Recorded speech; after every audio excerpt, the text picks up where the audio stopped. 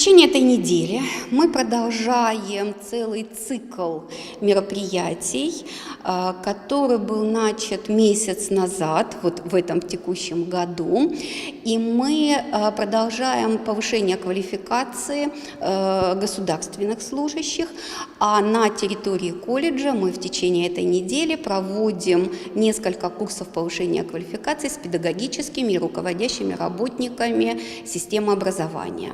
На этой неделе представлены 4 курса.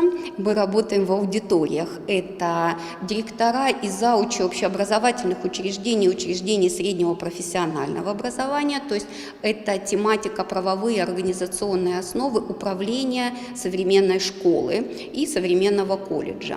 Вторая тематика – это работа с учителями истории и обществознания. Вот сейчас проходят мастер-классы 2-3 день по истории, по обществу, по праву, с использованием, конечно, различных форм интерактивных занятий.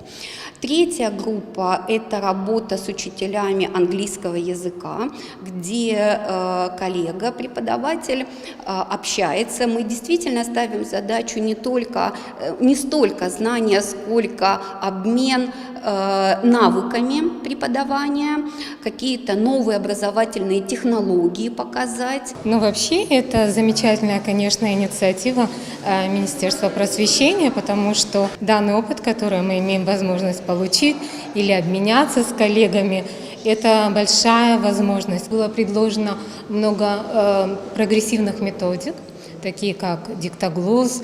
Для меня, хотя я уже далеко не в первый раз присутствую на такого рода тренингах, для меня тоже было... Я взяла себе новенькое, например, функциональная таблица. Для меня это было очень интересно, и я уже вижу, как я могу это применить.